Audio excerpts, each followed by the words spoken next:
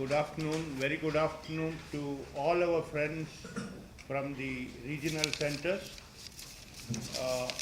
In fact, this is the first time we are having an exclusive video conference with the regional centers. Otherwise, we used to always combine with the Delhi media. We thought that this would give you a kind of exclusivity and you can ask your questions and Minister will be able to give his perspective in an in-depth manner. So once again, welcome you to this press conference. The Ministry of Science and Technology and Earth Sciences have launched several significant initiatives over the last 2 years to give you a detailed perspective on this subject and also about the various initiatives and outcomes.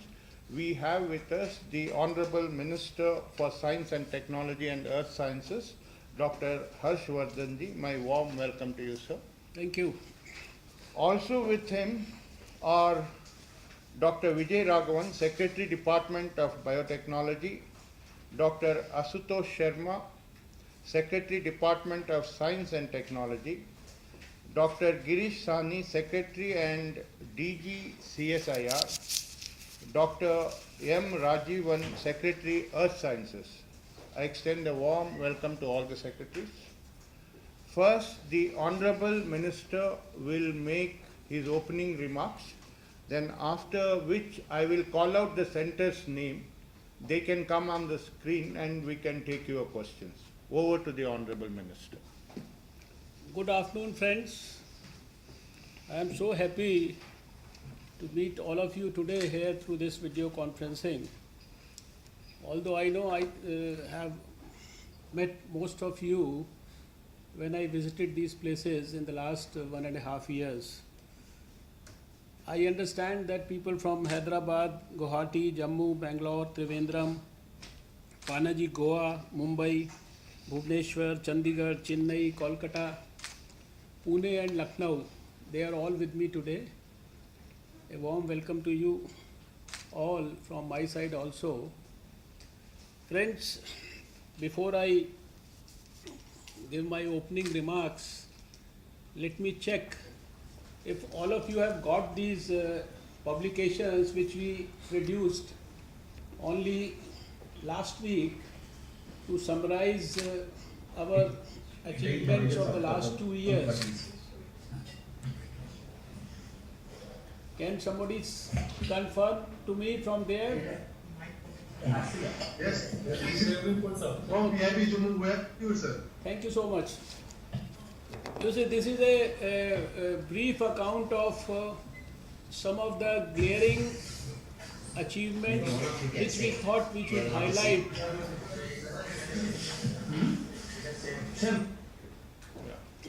That this is a brief account of our glaring achievements of the last 2 years since Shri Narendra Modi ji took over as the Prime Minister of India. As you know that science and technology is a passion area for this government, an area for extreme commitment from the whole government and particularly the Prime Minister. I have been able to meet all of you in the last 1.5 years, as I said, and I can tell you with absolute certainty and utmost confidence that our scientists in the last 2 years, they have been doing well in the past also, but in the last 2 years they have performed extremely well with a very, very focused approach, and they have ensured that whatever they do, it reaches its logical conclusion well in time. It blends itself ably into the various initiatives and the dynamic programs which have been launched by the Honorable Prime Minister, like the Make in India, Digital India, Swachh Bharat, etc., etc. To talk to you about my department in brief, as you know, we have 4 basic components of our department.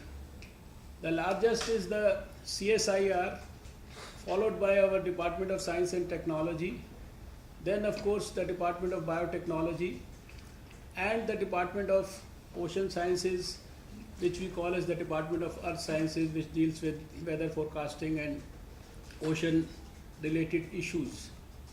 CSIR, as you understand, and by now you have all become familiar with the activities of the CSIR institutions spread all over the country, was born somewhere before independence, and most of our labs are well established all over the country, and they have an average age of more than 50-60 years now.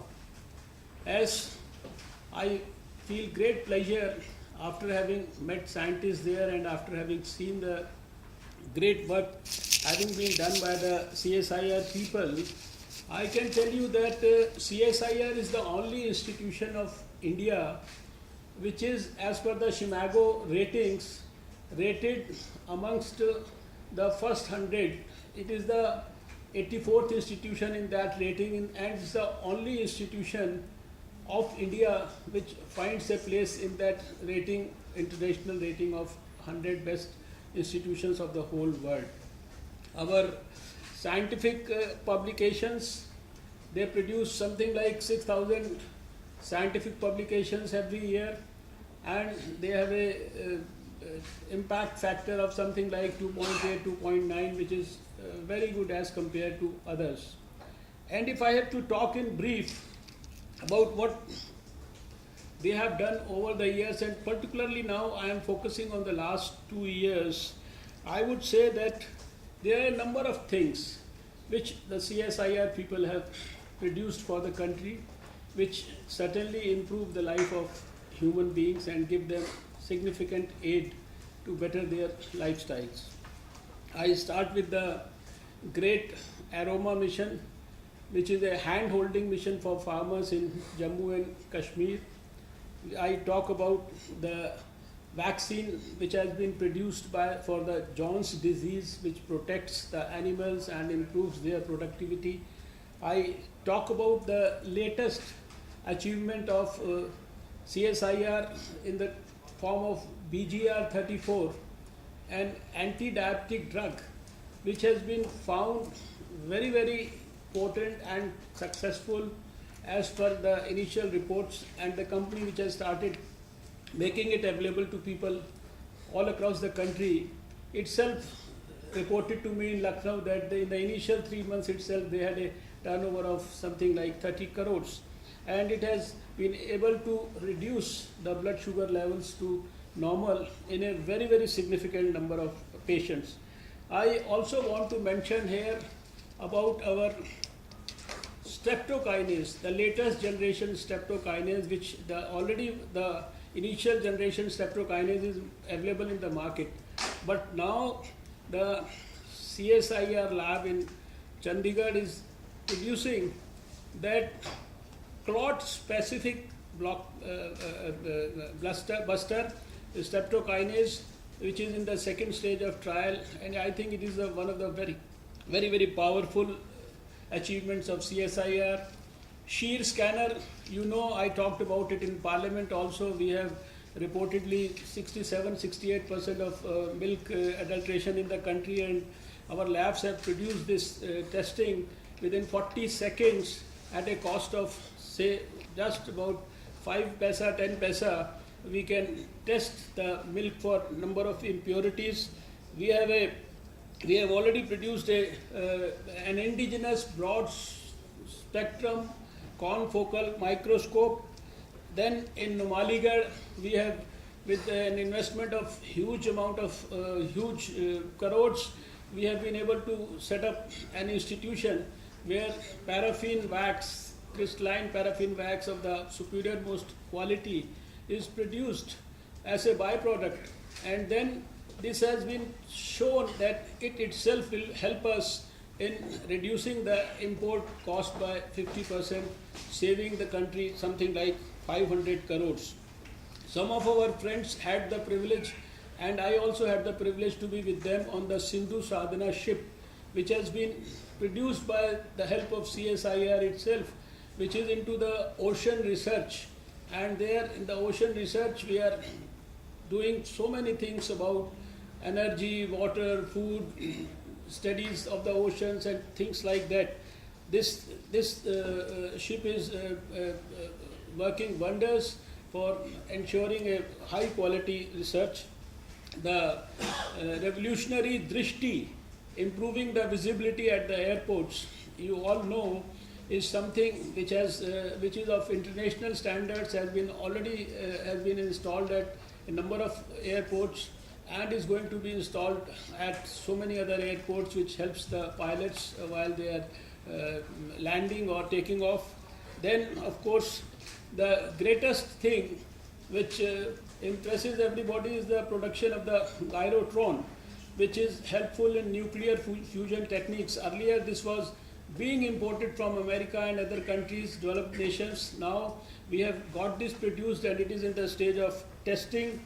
There is a technology for conversion of biomass into jet fuel, another alternative for flying our aeroplanes, from plastics to fuels, from e-waste to metals. This is something that I saw recently when I visited the National Metallurgy Lab. And then, of course, the greatest thing that impresses me in particular is that they have been able to detect the whole genome sequencing of Tulsi, and that ultimately helps us in proving also and in also further analyzing the beneficial effects of Tulsi and using it for medicinal remedies. Then, of course, the latest technique developed by our lab in Hyderabad, where we can, with the help of a helicopter, see that surface and under surface we can really find out sources of water in areas where there is drought, and maybe we can plan our strategies, these groundwater aquifers. Then an e-nose, like in the shear scanner we have a electronic tongue, there is an electronic nose which has been invented, which helps us in detecting the levels of pollution and the type of pollution.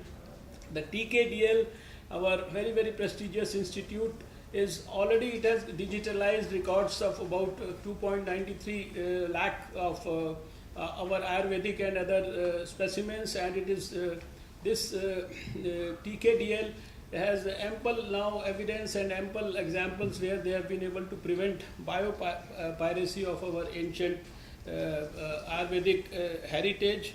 Then, of course, in a lot of things are happening in CSIR, but the latest that they have done is now they are converting their labs, adding in those labs activities to give training to people under the National Skill Development Program, so that the people can be best used by the industry for ensuring that those technologies which are developed in the laboratories are taken care of in the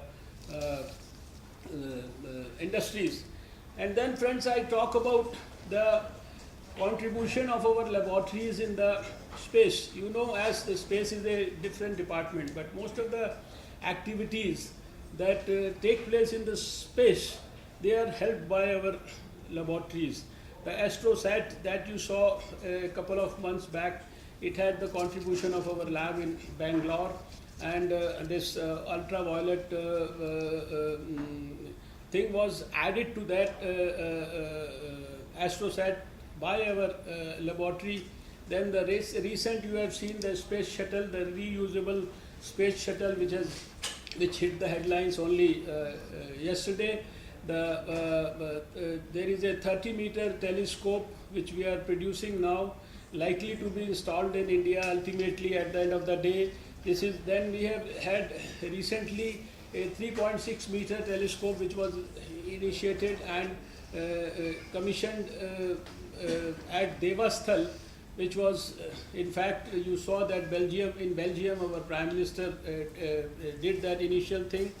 We are into the high-ended research on subjects like Internet of Things, artificial intelligence, then of course things like cyber security. And I want to mention this in particular because with many of these developed countries, Japan and Israel, etc., US, UK.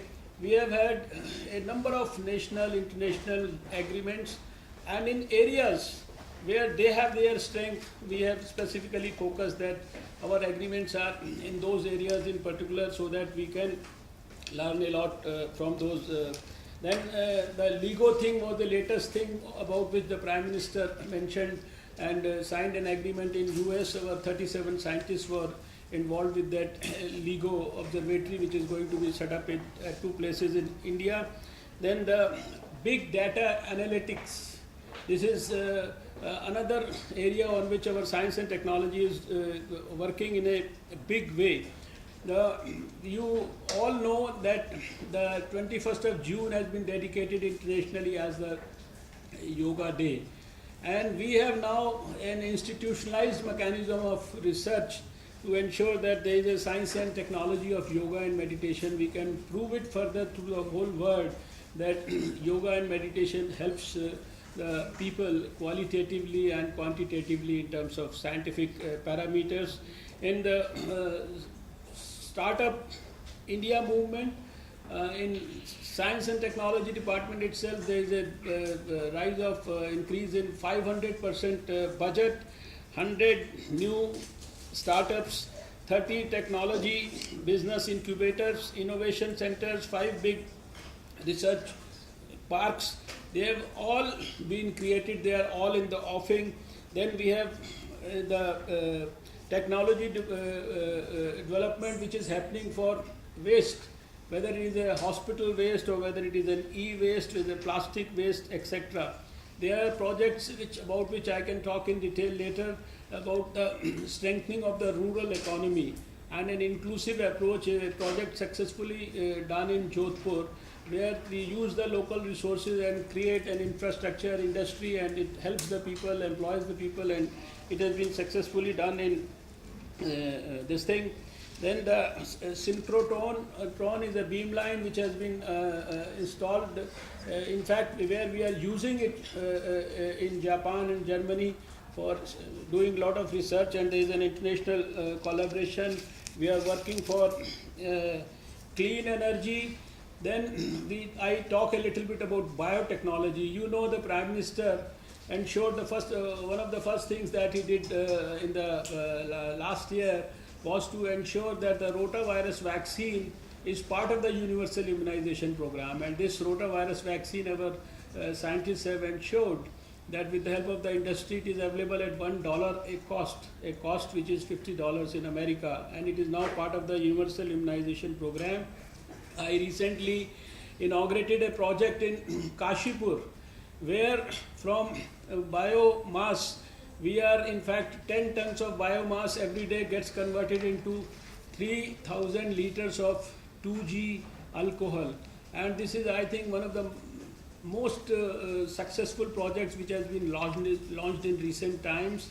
There are only 5 such commercial projects in the whole world, and the first one in India, which has a huge potential for ensuring that it improves the economic condition of the farmers, and of course it helps us in generating this 2G, and now we are working on the next generation 3G, 4G, etc. Our BIREC an organization which helps the research in biotechnology, it has produced an ecosystem whereby in the last 2 years itself, we have produced 25 products which are medical devices and which are helpful in diagnostics, and they have been produced at cost which is affordable and certainly very much comparable in all respects with anything produced similarly in outside the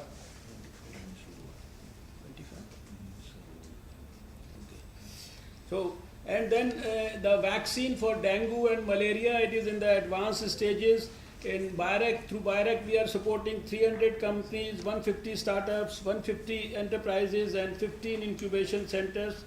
Friends, in agriculture, we have been able to produce drought-resistant and disease-resistant varieties of rice and wheat. This is something which is extremely beneficial. There is a Star College program where we help hundreds of colleges for developing manpower for biotechnology. There is a program for ensuring that we can take care of the brain drain from brain drain to brain gain, and through a number of schemes we are either helping the students in a big way, right from student up to the research scholar, or we are ensuring that there are fellowships which attract people to come back to India, and already 250 scientists have come back in India. And I have to emphasize here that in Northeast, in biotechnology, 10% of our budget is spent there. We have already supported 400 R&D projects in Northeast, and our 450 young students are being trained. There is a research support that we have been giving in a big way to Tata in Bombay, to Rajiv Gandhi Institute in Kerala, and of course to our Indian Institute of Science, Bangalore, for cancer research, and more particularly for oral cancers, etc. Then there already a biotechnology policy has been declared. We have an intention of getting to $100 billion market in 2025, and for that a lot of push is being given to all this movement of startups, technology transfer institutions, etc., etc. And then there are major programs in biotechnology focusing on health, agriculture, biopharma, clean energy, food and nutrition, education, and marine biotechnology. Finally, I talk about the earth science, where I can say our weather forecasting, climate forecasting, ocean studies, earthquake observation systems, they are world class. And now we are helping the ocean countries, we are helping the countries in the Southeast Asia region. The information that we give to farmers, only on 4 crops, it, as per the National Council of Applied Economic Research, is worth about 42,000 crores. And the information that we give to the fishermen is also very significant, I think around 5,000-6,000 crores. So friends, this is a broad overview of what we have been doing. I would personally request all of you to please read these books in detail, get into the nitty-gritty of the programs that we have successfully accomplished in last 2 years. If you have any questions right now, I'll be very happy to answer them. But otherwise, I am always available on phone or mail, and any of my officers will be very happy to talk to you and tell you the details or nitty-gritty of anything. Any lab you want to visit anywhere in the country, please let us know. We will ensure that it is done very safely and in a proper manner. Thank you so much for giving me a patient hearing. Namaskar. Thank you, Honorable Minister, sir, for this very comprehensive briefing about the ministry. Now, let's go to Mumbai. We'll start with Mumbai.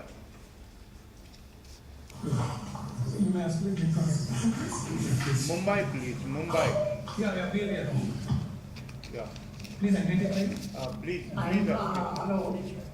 Ashok. No, please hold on 1 minute. Yes. On the screen, it is Bhubaneswar. Please, this is Mumbai. Please go ahead. Yeah. Harshvardhan ji, Yes. मैं गुजरात समाचार से जगदीश चंद्र भट्ट हूँ। Yeah, बोलिए। आपका बहुत बहुत धन्यवाद। आपने जो 2 वर्ष में बहुत अच्छी कामगिरी की है। मेरा सवाल ये है कि महाराष्ट्र में जो कोयना डैम है, वहाँ बार बार भूकंप के अर्थक्वेक की असर बहुत होती है। भारत सरकार ने एक बहुत अच्छा निर्णय लिया था थोड़े साल पहले कि कोयना डैम जो बहुत डेंजर भूमि है, वहाँ 4 किलोमीटर भूगर्भ में एक शारकाम होने वाला है। क्योंकि ये भूकंप बार बार क्यों हो रहा है, इसका या कुछ फैक्टर्स क्या है, इसके बारे में भारत सरकार एक संशोधन करना चाहती थी। उसका डेवलपमेंट क्या हुआ, अभी मैं जान सकता हूँ? मुझे बड़ी खुशी है कि आपने ये सवाल पूछा। आपको संभवतः ये जानकारी मिस हो गई, क्योंकि अभी कुछ ही महीने पहले मैंने स्वयं महाराष्ट्र में कोयना जाकर यह जो बहुत ही एम्बिशियस और बहुत ही प्रभावशाली प्रोजेक्ट है, इसका स्वयं उद्घाटन किया है। और इस प्रोजेक्ट की मैं खुद भी बहुत इस प्रोजेक्ट को उद्घाटन करके और शुरुआत कराने के लिए कीन था, क्योंकि 5 किलोमीटर जो है रॉक्स के अंदर जाकर स्थान स्थान पर जो है सेंसर्स लगाकर ये करीब 450 करोड़ का प्रोजेक्ट है। ये कंसेप्ट के रूप में तो पहले था, लेकिन हमारी सरकार ने आने के बाद 2 साल में इसको लॉन्च कर दिया है। और अगर आप उसको फॉलो करेंगे तो यू विल फाइंड कि वहाँ पर काम ऑलरेडी शुरू हो गया है, ये कुछ महीने पहले जो है। और आने वाले समय में जो अर्थक्वेक्स वहाँ 50 साल से हो रहे हैं उनको बहुत बेहतर तरीके से हम लोग एनालाइज करने की स्थिति में होंगे after these sensors are able to give us continuous information for a couple of years. Let's move on to the next question. Yeah. I'm Sameer Karve from Maharashtra Times, Mumbai. Harshvardhan ji, मेरा सवाल ऐसा है कि all the cities and especially villages are also growing now and everybody is facing the problem of solid waste management. The role of Science and Technology Department is not seen and the impact is not seen in this area. What do you propose for this problem and do you propose any scheme to give impetus to the local talent also and the governments also or the local self-governments also? हमारा जो विभाग है already इसको काफ़ी dynamic mode में इन issues को लिया है। जो वेस्ट का मैनेजमेंट है, खाली सॉलिड वेस्ट मैनेजमेंट नहीं, जैसा मैंने आपको कहा कि इवन हॉस्पिटल वेस्ट जो है या ई वेस्ट है, जितने भी प्रकार के वेस्ट हैं, उन वेस्ट से या तो वेस्ट टू वेल्थ को किसी रूप में कन्वर्ट करने के लिए अभी जैसे बायोटेक्नोलॉजी में हमने वो बायो टॉयलेट्स बनाए हैं। कई जगह पर जो है ई वेस्ट के अंदर से जो है हम मेटल्स को जो है उसको दोबारा से रीस्टोर कर रहे हैं। और इसी तरह से जो है हमारा डीबीटी में जैसे हमने बताया कि आपको एक हमने नया टॉयलेट उसको इन्वेंट किया है। ये सारा का सारा जो आपका विषय है, इसको क्योंकि ये भारत में हमारे स्वच्छ भारत मिशन के साथ भी जुड़ा हुआ विषय है, हमारा जो विभाग है इसको बहुत गंभीरता से ले रहा है। इसके लिए हम लोगों ने सारे देश से जो साइंटिस्ट हैं उनको कॉल करके ऑलरेडी इसको प्रोजेक्ट मोड में आगे हम लोग ले रहे हैं। I can take one more question from Mumbai, seeing by the number of journalists. Yeah. Sir, मैं किरण कालेज में हूँ सकाल पेपर से।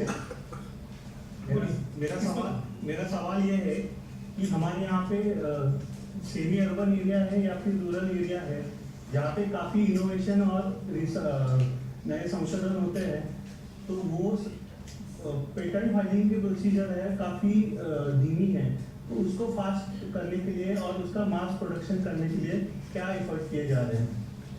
देखिए, जो भी हमारे लेबॉर्ट्रीज में इन्वेंशन सब होती हैं, अभी हमने फोकस इतना चेंज किया है कि उसको काम को करने के लिए जनता की समस्याओं का अध्ययन करके और जनता की समस्याओं के आधार पर जो है रिसर्च का फोकस बढ़ाया जाए।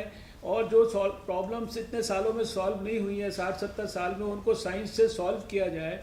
और जो रिसर्च के प्रोडक्ट्स को कमर्शलाइज करके टेक्नोलॉजी ट्रांसफ़र करके वापस जनता तक पहुंचाना है, इस काम को भी बहुत तेज़ी से हम लोगों ने इस 2 साल में किया है। अभी आप ये किताब पढ़ेंगे तो आप देखेंगे कि बहुत सारी चीज़ों को हम लोगों ने जनता तक पहुंचा दिया। अभी कृषि जो शक्ति जो ट्रैक्टर है, ये छोटे किसानों के लिए, उनके पास केवल जो है मान लीजिए 1 एकड़ जगह है, 2 एकड़ जगह है, वो बड़ा ट्रैक्टर अफोर्ड नहीं कर सकते, तो 2 लाख रुपए के अंदर ये ट्रैक्टर बनाकर हम लोगों ने देश के लिए समर्पित किया है।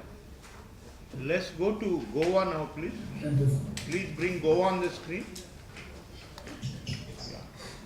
Yeah. Sir, this is Harsha here from Indian Express.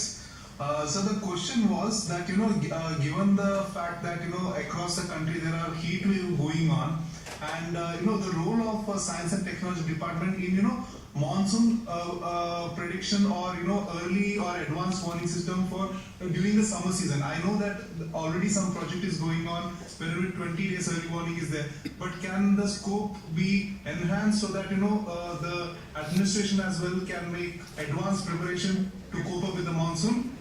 You see, I give you 2 information. That number 1, we are into the most advanced situation on either the monsoon monitoring or the climate monitoring or the ocean studies, etc. And now, apart from what we were already doing, there is already a national monsoon mission which has been launched, and with this there will be further strengthening of everything, and the information that we try to give to the farmers also, that we are now in the future years going to expand up to the district and the block level also. The studies that we do in the ocean and for the climate, that all those things are going further and in the weather monitoring, the monitoring for the early tsunami signs, etc. We are already world class, but we are further strengthening it to give it, say, month wise, to have a spatial distribution also, to give it area wise also. All these things are already in the advanced process of strengthening. So let's move on to the next question. Since Goan economy is highly dependent on mining, iron ore mining, it is a low-grade iron ore in Goa. Although there is a process flow sheet technology developed in India to make a low-grade iron ore into high-grade, but that technology is not applicable to Goan iron ore because of some peculiar features. Will Ministry undertake any research to convert Goan iron ore into a higher grade? You see, our National Metallurgy Lab in Jamshedpur is already doing a lot of research in this particular subject, which is not, say, specific to a particular place, but for improving the quality of iron ore or anything else. There is a very advanced research already going on in CSIR, and I am sure that the Goa people will also be benefited by that. Yeah, I think I can take one more question. Do you have any question?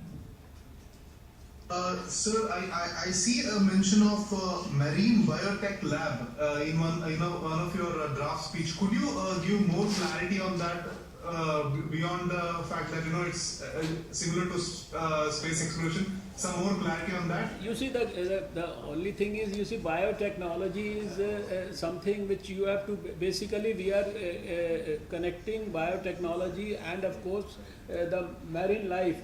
All those things are already connected, and there are at different places we have either supported the labs or are in the process of creating the labs. That is why I mentioned the word marine biotechnology. And the Department of Biotechnology, in collaboration with the Ministry of Earth Sciences, which I mentioned earlier also, is focusing on the ocean studies, are jointly working on that. Let's go to Pune, please. Pune, please bring Pune on the screen. Alpana, good afternoon. Please ask your question. Yes, good evening. Yeah. Please. Sir, I'm Prasad Panse from Maharashtra Times, Pune. I just wanted to know when we are going to shift on dynamical model entirely for the monsoon predictions. And secondly, government has requested to provide a monsoon forecast before central budget, so it would be hopeful for a better planning. What is the stage right now? You see, the monsoon studies, it's an ongoing process. It goes on 24 into 7 into 365 days. And as I mentioned, in the National Monsoon Mission, we are already in the process of changing to the dynamic model, which means that we will be able to give it monthly, we will be able to give it according to the state and spatial distribution, etc. So that is very much already the cabinet has taken a decision couple of months back about it, and our scientists in the Earth Sciences Department, they are all very actively in this, and very soon you will have this model implemented also. So you'll see that it is implemented. Please ask your question. Next question. Hello sir, this is Anjali from Sakal Times. Recently your department had organized a meeting for women scientists and the issues regarding them. So what are the further steps that your department aims to improve the role of women in scientific research? There is a very focused program in the department to ensure that the women scientists, they are given special attention, special priority and special focus. And already I would say that hundreds of women scientists have already benefited by it. If you will read these books, in the, I think in the science and technology department's chapter, you will find a special mention about this particular subject also. Yeah, I can take one more question if you have it. Sir, for example, Pune has I am Arthur Nayak from Times of India. Pune has a lot of science, CSI lab, NCF is there, but then when it comes to equipment there, for 3-4 months the equipment was not working. The electron microscope is available, but almost 200 scientists have to schedule them to just use it. So department is planning to increase the number of equipments there, or at least make it advanced. A lot of scientists were complaining that advanced equipments are not available. You see, I don't know, I was in this institution only recently. Not a single fellow ever complained to me about it. But even then, I can tell you that I have visited maybe 90% of the labs of the country. Not even at a single place I got this complaint that an equipment is out of order. But if an equipment particular is out of order, I'll request the director to take care of that. But I want to tell you, this also you will find in the books, that our department is supporting this activity in such a big way that we have supported and are in the process of further supporting hundreds of institutions in the country for providing the latest state-of-the-art equipment for enhancing and improving the quality of research. So that is already a part of our science and technology department. We are already doing it. Yeah. Thank you for your questions, Puna. Now let's go to Bangalore. Please bring Bangalore on the screen.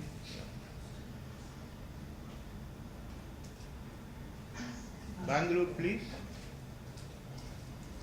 Hello, sir. I'm Harini from India Bioscience. Could you tell us a little bit about the support that your government will be extending for startups and bioincubators in particular? I think I would say that this is one subject which is the passion of everyone in this government, starting from the Prime Minister to everyone in our department. And I mentioned in my initial remarks also the contribution of both the departments. BIOREC has already supported 300 companies last year, 150 entrepreneurs. In science and technology itself, I said that there is an increase of 500% budget for supporting the startups. I can through you tell anyone in this country, a bright young man who wants to start a startup, who has got an innovative idea, there is this Department of Science and Technology of the Government of India under Narendra Modi to help him and support him. Let him bring a project, let him give it to the department. We will get it most objectively and honestly analyzed, and he will get the support. Next question. Hello, sir. I'm Jayprakash Narayan from Vijay, Karnataka. The government is telling a lot about this technology and science, but it seems emphasizing more on technology and at the same time forgetting basic sciences. And even the scientists like CNR Rao telling the same thing from a long time. Is there any plan to bridge this gap from the government side? With all my respects for the great Dr. C.N.N. Rao, I can say with absolute certainty, and it's not only I have to say that I am saying that after having seen so many things from close quarters, that there is not even an iota of truth in this statement. Our commitment to fundamental science, applied science, translational science is all equal, and we are not compromising anything in fundamental science to make sure that the other things are delivered. The science and its fruits have to be delivered to the people also, and the fundamental science also has not to be compromised, and our total support is already there for fundamental science as much for applied and translational research. We can take one more question. I think we can take 3 questions the way it is going, all the centers. You have any more question, Bangalore? One more question from my side. Okay? Yeah. And we are talking about these initiatives taken place and these experiments taking place in the laboratories across the country. But most of those things remained only in laboratories. Those things are not reaching the people properly. what is it, the solution? Is there any solution to this one? I think if you, I also had this initial impression, and wherever we found that the research and the technology that is discovered in the laboratories, it is not getting back to the people, or it is not translated into action. We have in the last 2 years tried to bridge this gap, and that is why after 2 years I am able to get back to you and say that these are the things that we have already produced, and these are the things that we have taken to the people. And this is one of the very, very strong focus area of our government, that and which Prime Minister also keeps talking all the time, that science, unless it is taken to the people, unless it is used for the benefit of the people, it has no meaning. Science is not only for producing a research paper or a patent, it is for getting people's lives better. And our government is thoroughly committed to this. Thank you, Rajnikant and my media friends from Bangalore. Let's move on to Hyderabad now, please. Yeah. Yes, sir. We are Hello, ready. Murthy. Yes, sir. Yes, sir. We are ready. Please ask your question. One by one. Yes, Yeah. sir. Yeah, I'm Ratna Chotrani. Congratulations in the first place for completing 2 years successfully. Thank you. And many, many more successes in future, sir. We've met earlier too. Yes, thank you. But I just wanted to know that while you have been talking about forecast gaining supremacy in the country on earthquakes and all that, there are reports about future earthquakes about 8 and above. So are we ready for those kind of earthquakes in the Himalayan region? We have technologies in IICT where you can talk about outbreaks of diseases and also forecast earthquakes. Can this be taken countrywide? You see, as far as And my second question. Can I reply? As far as the forecasting of earthquakes is concerned, I think as per today's knowledge and information, we cannot forecast the earthquake. But all these systems sir, in science we are trying to, let me complete, that we are trying to establish is for observations. The one that we did in Koina, or the another regional center for Northeast that I started in Shillong recently, they are all basically meant to ensure that we can, you see, within less than 8 minutes, we can actually get the right type of information, all the details, and can pass on to the relevant people so that at least the major disasters can be prevented. But earthquake per se cannot be, in fact, diagnosed or maybe forecast. You can't do the forecast of earthquake beforehand. But the best possible research for earthquake is already, it has started happening in India. I can say that for sure. Yeah. Thank you, sir. Sir, my name is. Sir, you talked about India wanted to become a scientific superpower. That's the status that we are looking at. But our universities continue to have fund crunching, and still our students. You talked about brain gain, but we are still not prepared for that because the universities are lacking in funding. We have institutes which do not have even their heads being appointed despite 2 years of your completion. And thirdly, I will mention two things. Number one, the first thing that we did after having come to government was to increase these fellowships by at least 50%. And now it is for the first time in last 8 years, there was no cut in the budget in the revised plan last year, and this year itself also we have got an enhancement of something like 15 to 20% in the whole budget.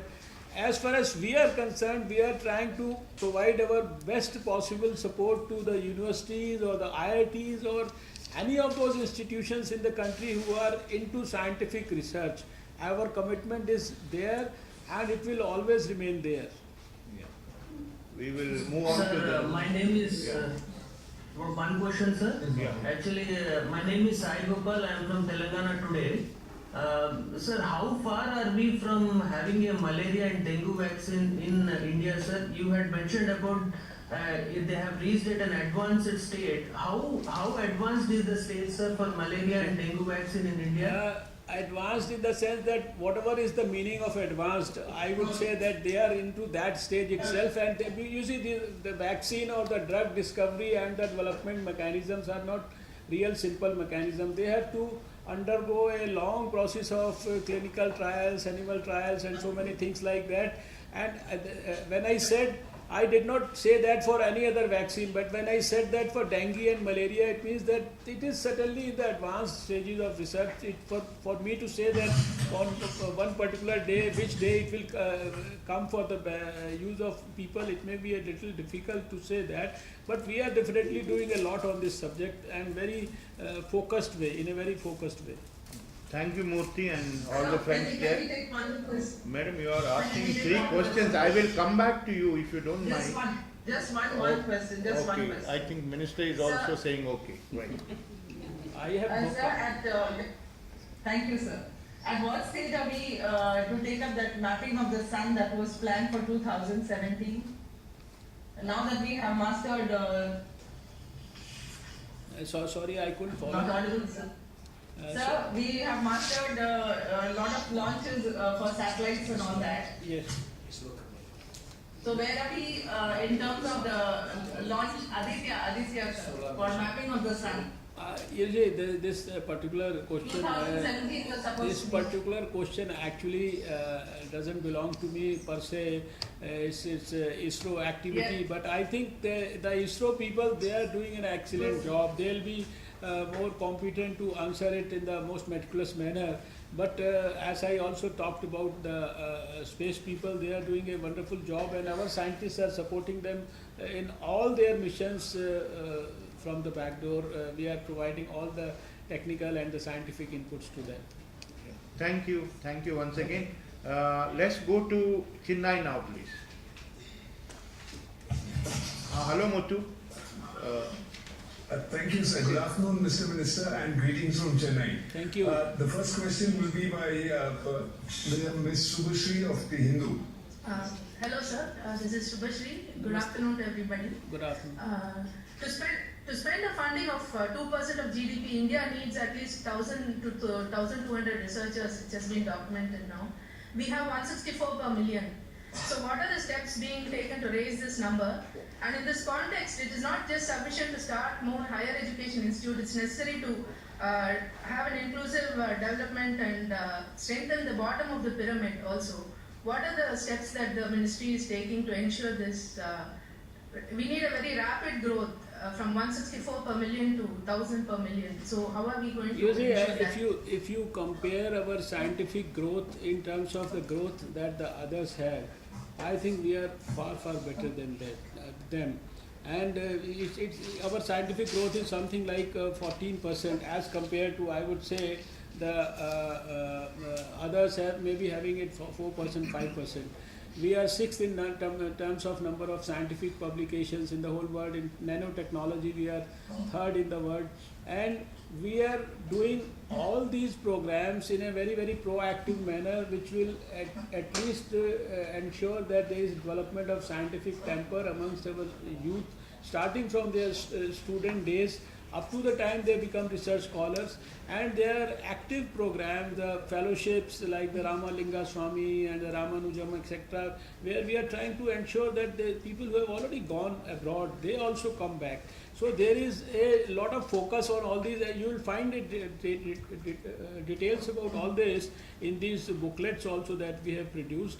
And I don't think that we are inferior to anybody else in the world, but I will always agree with you that there is always a need to improve, there is always a need to strengthen, and we are focusing more and more on the young minds to ensure that we have for the future great scientists in the process of building up. Yeah. Thank you. Let's move on to the next question. Just one little part to my question. In this context, have more of public outreach. The ministry can converse with other ministries and private bodies like science clubs and so on to have a lot of outreach programs for the science community. Already that is happening.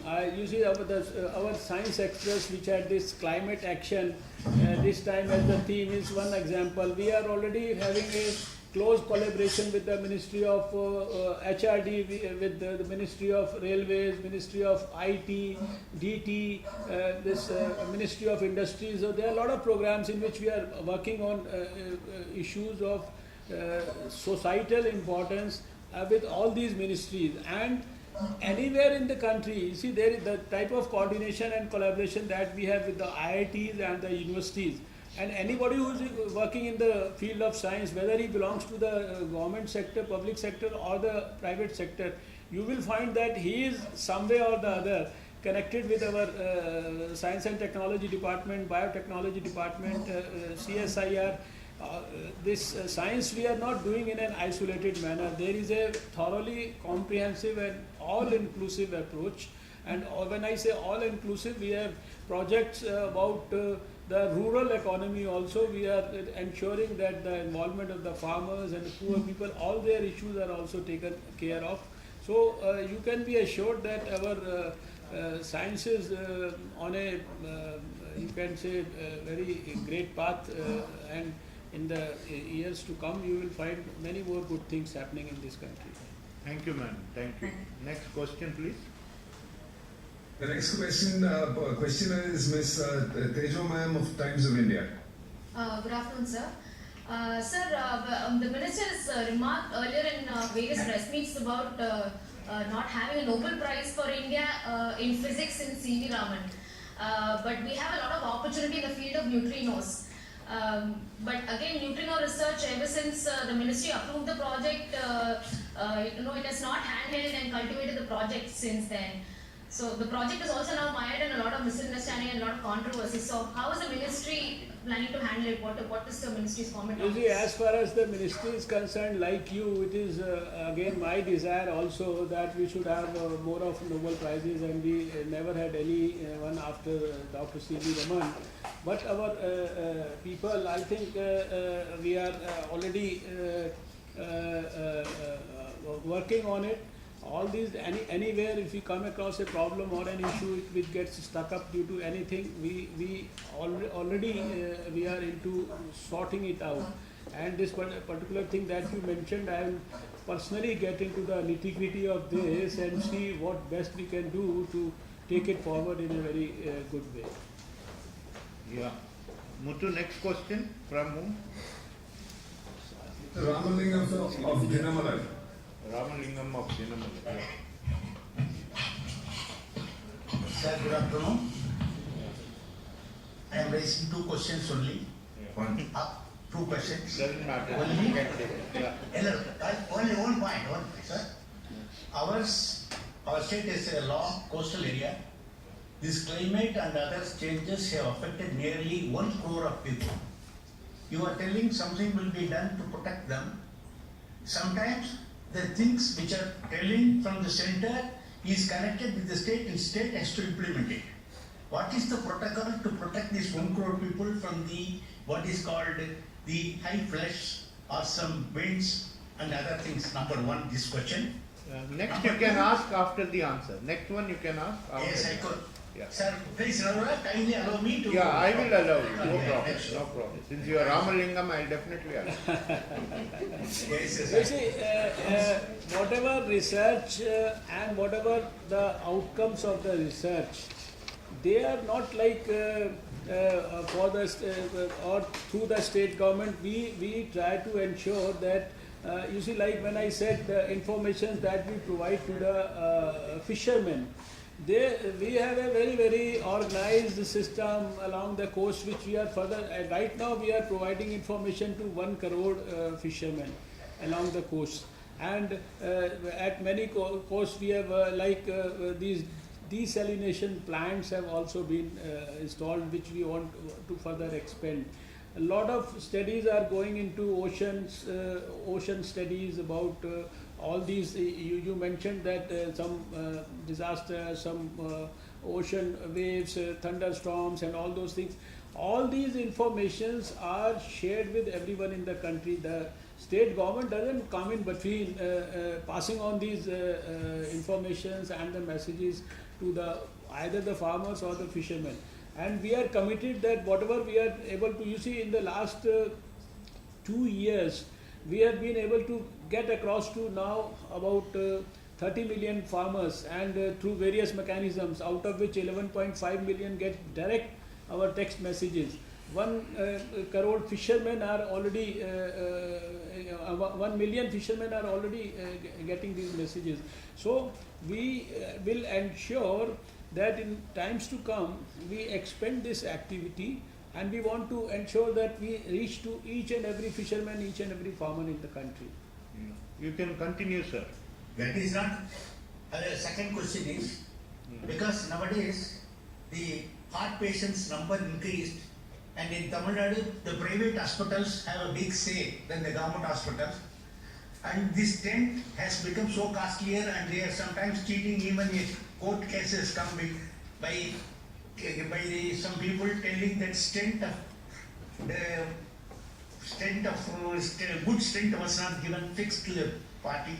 Have you got any protocol with the state governments so that the stent and other things are sold in a market price, which is known to the common man through some media or some other things, by which his purse will not be taken away or he will be deprived of the money? You see, I will answer your question in two parts. Number one is, as I said, in our research we are focusing on producing these indigenous biomedical devices, which I mentioned about by the BIREC also. Then there is in the south itself there is a Sri Chitra Institute in Kerala, which is doing a lot of, which has already accomplished and achieved the low cost stents which are of great variety. Now the second question is basically that, you see, there are foreign stents also available. It is now the doctors also who have to actually ensure that these indigenous stents which are of good quality, which are already available in the country, which are affordable, and which are part of the successful implementation of the Make in India program, their benefits, they reach the common people. And I think the state governments and the health ministries are vigilant about it, and they start an awareness campaign in a very, very dynamic manner. It will certainly help the people. But from the research side and making things available in the Make in India and our scientific activities, it is our major concern, and we have been able to achieve significantly in that. Thank you, Muthu, for good facilitation, and thank you, friends from Tamil Nadu. Yeah, let's go to Trivandrum, please. Good afternoon from Trivandrum, sir. Over to Ms. Lakshmi from Times of India for the first question. Sir, this regarding the TBGRI takeover, the Tropical Botanical Garden Research Institute in Kerala. There were earlier talks about its takeover by DBT, but then that plan was shelved. Later CSIR had planned to take over. So what is the current status? Will it be taken over? I can say that the garden, in fact, this issue was raised before me when I was there in Trivandrum, and then our team has already visited, and I think we are looking at it in a very, very positive manner. I can only say that, and probably what has been expressed as a desire in your question for the people of Kerala, I think we'll take care of that in a positive manner. Yeah. Next question, please. One question, just one more question about this national IPR policy which was released now. It proposes to ensure that the oral traditional knowledge is codified in the form of the traditional knowledge digital library of CSIR. So will it be detrimental to the interests of the traditional knowledge practitioners in the country? Because no, why should it be? I think I mentioned that in TKDL, we are trying to digitally, scientifically preserve all informations and our ancient great wisdom about Ayurveda, Siddha, Unani, etc. And we have already done it for I think 2.83 lakhs of medicines, etc. in Ayurveda. And there are issues of biopiracy which are attached to it, and in recent times our department has ensured that some of the foreign companies which were producing something and claiming something which had already had so much in the Ayurveda text, we raised those objections and successfully we accomplished. So there is no clash of interest as far as we Indians are concerned. We have to protect it in the most means the ablest and the most scientific and efficient manner. Yeah. Next question, please. Yeah. Sir, Mr. Mahesh Gupta of Malayalam Manorama will be asking the next question.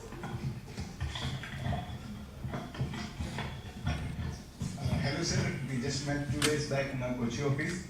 So you had just mentioned about the Sri Technology Institute. As you know, the institute is in acute fund shortage and they were forced to increase the treatment charges a couple of months back. Do you have any plans to allocate more funds to the institute? You see, as far as we are concerned,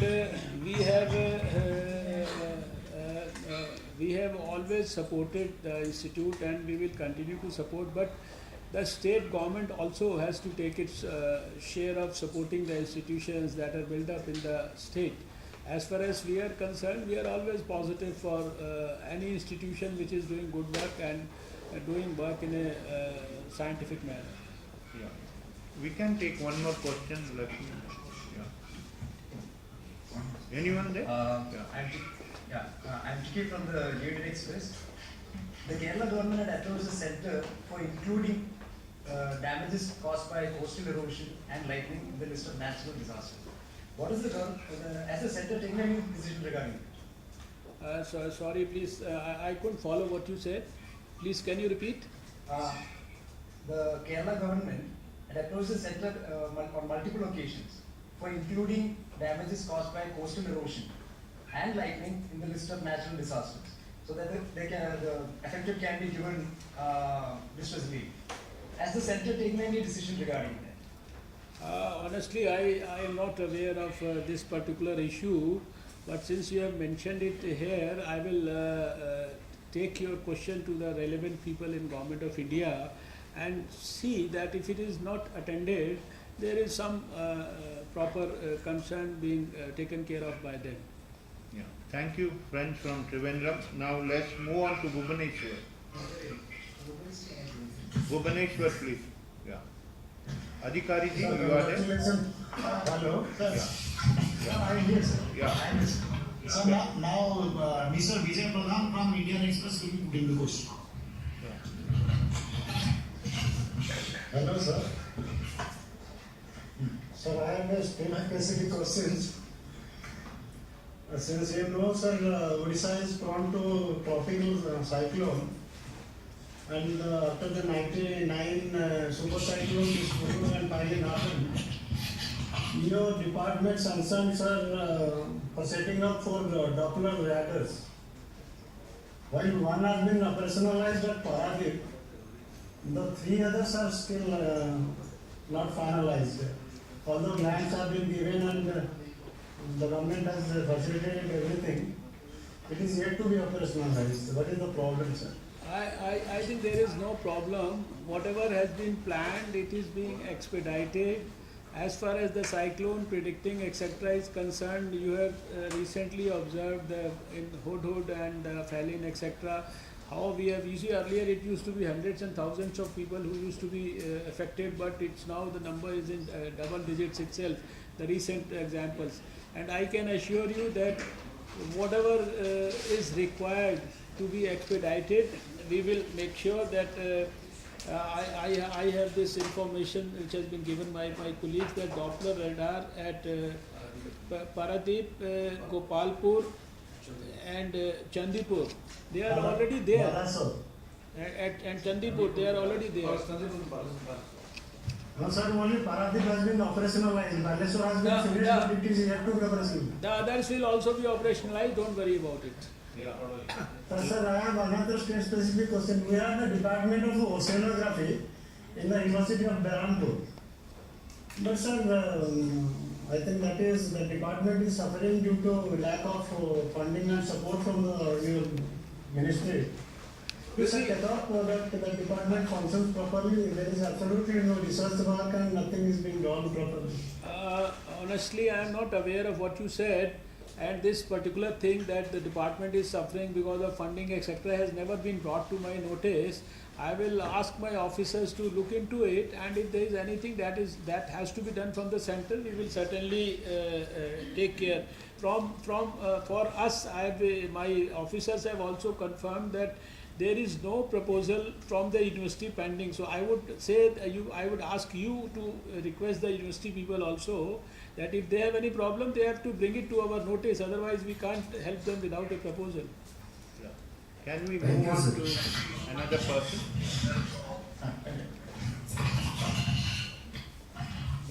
Sir, this is Ravinder from PTI. Actually, there is a lot of halabula about this brain drain thing. What step your government has taken since last 2 years to stop this brain drain, and how many big brains you have brought back to India? I think if you had heard what I said in the beginning, now it is not a brain drain, it is a brain drain and it is now brain gain or brain reward program. And what I mentioned about supporting the people in science from the student stage up to when they become research scholar, and a number of programs, and there are a number of fellowships like the Ramalinga Swami etc., in which we help people who have already gone away also. One is the preventing that. For that, there are at different levels up to their post-graduation, PhDs and post-doctoral fellowships, and so many things which are already taking place. And as I mentioned in the beginning also, already 250 people, out of which the 100 only in the last year itself, they have come back to India. So the process after Mr. Narendra Modi has taken over this country's reins, it has changed. The shift is now everybody wants to come back to India and wants to contribute, because the environment is changing and everybody finds better facilities, better encouragement and better support from the government systems. So it is no longer a big issue. We are trying to observe it very, very minutely and doing everything possible to ensure that it is not brain drain now, it is brain reward, brain gain now. Yeah, we can take one more question. What about your other friends, my dear? Do you have any other person? No. First, let me give a chance to one who has not asked, please. Please ask your question. Yeah. From Nayavati. No, we didn't get the first part of it. Sorry. Please repeat it again. Yeah. I am Bashram Jena from Nayavati, a local Odia name. Sir, we have a peculiar experience here in Odisha. For last 2-3 years we have seen there is no monsoon rain in Odisha. Only it rains only after this low pressure. Is there any research work to know because, sir? You see, the last 2 years were, as far as the rains were concerned, the last 2 years were bad for the whole country in general. And this year, general prediction is for good quality rain all over the country broadly.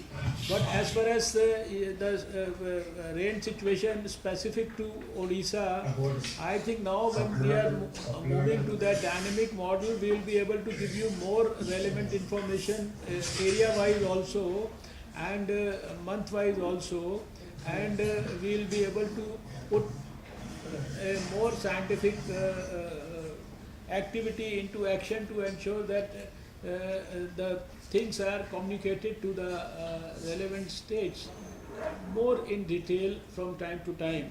And last 2 years, as it has been told by me, that they were in fact drought years, and this problem was there for the whole country, not for Odisha only. Yeah, one minute. For all the centers, hello, excuse me, please listen to me. After you ask the question, kindly switch off your mic, because whatever you are talking, it comes as a noise here. So, thank you. No, 1 minute. Sir, can I have a supplementary to his question? Okay, it's Can I have a supplement? Supplementary you would like to ask. Okay, right. Orissa is very active. I am very scientifically active. Sir, that is also pertaining to the nation. Sir, I want to know, there are many conflicting reports coming from different about this monsoon arrival.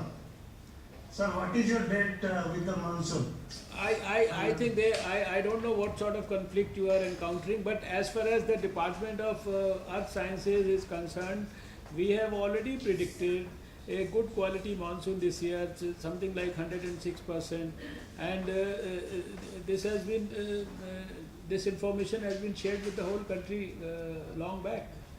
Thank you. We have no confusion about it. Thank you, friends. We are going to have good rains this year. Let's go to Kolkata, please. Please bring Kolkata on the screen. Yeah. Mr. Patta, you are there. Welcome and welcome to all the friends. Yes, sir. Good afternoon. Welcome to Kolkata, sir. Thank you. Now, our friend Kuntok Chatterjee from Anandabajar Patrika, he will ask his first question. Good afternoon, can you hear me? Yeah, we hear you. Please. Yeah. It is hard that the 30-meter telescope may be installed at Ladakh as the place chosen in Hawaii was cancelled due to some legal matter. What update do you have? You see, regarding the 30-meter telescope, you are right that the earlier place for its installation was Hawaii, and now this matter is being considered at a very active level by the relevant partners in the whole program. India is one of them, USA is another one, Canada, Japan and China, they are all into the whole program. We are, as far as we are concerned, we are trying that we should have it in Ladakh. But as long as the formal decisions are not taken, it's very difficult to be able to comment on what's actually going to happen, because these are very technical issues and there are so many parameters around which the decisions are taken. Next question, please. Yes, Umalai Bandhavadhara from Asia will ask the next question. Well, good afternoon, sir. Actually, it was stated some months back that the underwater excavation is going on to find the lost city of Dwarka. What is the status? I think this is some of the. I was also told about it. This is something which was mentioned to me, that this was a finding of some of the research publications, which was being done at NIO Goa, and they had shown me some of the things also, but it is being done very actively. At least I am not aware of that, but this was brought to my notice that this is one of their findings of the research. Next question, we can take one more question. Yes, sir. Devamal Ghosh from Ajkal. Congratulations, first of all, for completion of successful. Thank you. And congratulations to all of you there. So my question is, in your speech that I have, he has written that a strong partnership in decoding the wheat genome has been built. 15 countries joined hands to complete this huge task of decoding 17,000 million bases. Indian scientists participated in decoding chromosome 2A. Sir, can I have some elaboration and what is this thing and how it will be doing? You see, as I mentioned in the beginning, that now we have done some total genome sequencing, not only of wheat, but the human genome sequencing has also been done. That also we are able to, I think, use for precision medicine and for treating cancers and other things. So this is you can say a drought-resistant variety or a stress-resistant variety of wheat, and which is, in fact, wheat is something which is a necessary ingredient of everybody's food everywhere in the world. So this is a research which has been jointly shared by many people all across the globe, and in that, as it has been mentioned, that a particular chromosome, etc., or a gene has been specifically focused by us, and the joint results. You see, what we have mentioned in that is a very brief description. If you want, you can we can give you a detailed paper about it and a detailed report also. I can take one more question from Kolkata, if you have any, please.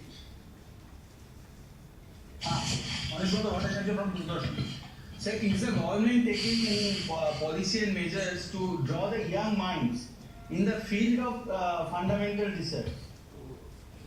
I think all our programs, if you look at the details of our program in this booklet also, you will find that right from the school time, we are ensuring that our young people are attracted more and more towards science, and now we are even that Inspire program also, we have changed the focus of Inspire program into ensuring that people get into the innovation mode. Those who bring the brightest ideas and those who want the research to be, you see, the Inspire fellowship and the Inspire support to students and up to the university level, I think that number is in lakhs that we support every year. It is all to ensure that more and more young students are attracted towards science and of course towards fundamental science. The applied science comes later on. It's always the fundamental science from which you start your science teaching. Thank you, friends from Kolkata. Now let's move on to Guwahati, please. Good afternoon, sir. Good afternoon. Yeah, Ashiko Lasa Sir, my name is Yes. My name is Mohsin Khan. Sir, I want to ask, there are huge achievements in the field of agriculture. So how will this information be shared with the grassroots level with the help of Digital India?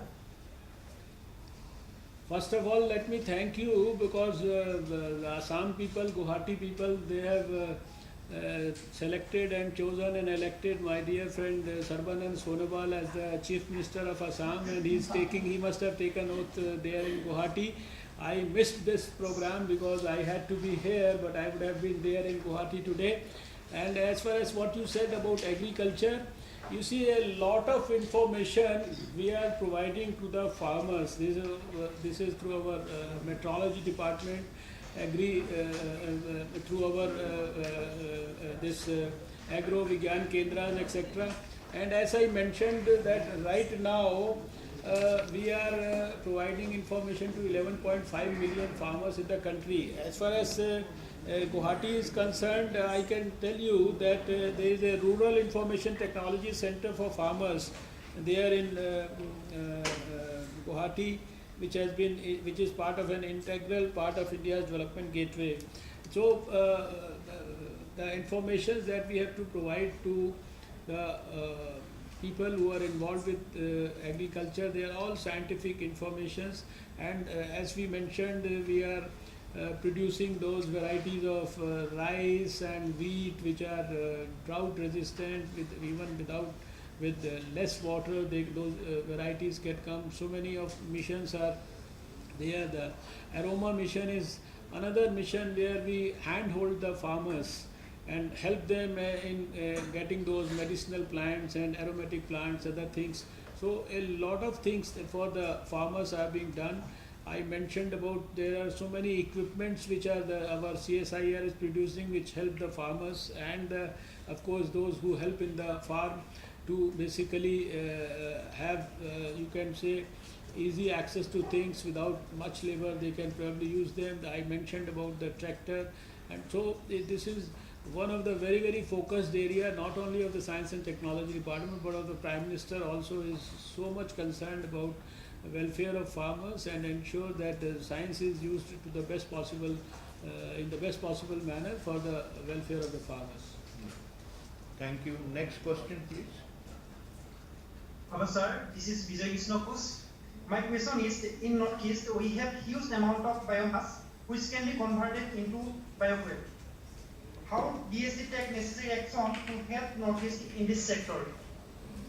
I think what you are saying is already being done. I mentioned about the Northeast. It is one of the most, you can say, priority areas which had been deprived of so many things over the years. But for us, the Northeast and the Northeastern states are the priority areas. Our Science and Technology Department, CSIR and the biotechnology, they are all supporting so many centers there for research, for development of manpower, for training and all those things. So what you are saying is what we are already doing, and for us all the Northeast states, they are an issue of utmost and the highest priority as far as the development of science research and the benefits of science and to be delivered to the people of Northeast is concerned. Yeah. Thank you. Next question. Hello, sir. My question is, how the world's biggest island, Majuli, survive from erosion of Brahmaputra, especially with the help of technologies? What will be the initiative regarding it?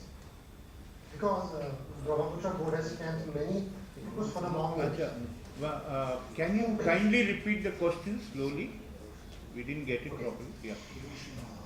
How's the world's biggest island, Majuli, survived from erosion of Brahmaputra, especially with the help of technologies? Survived from erosion from Brahmaputra. Yeah. So, what is the question? Regarding it.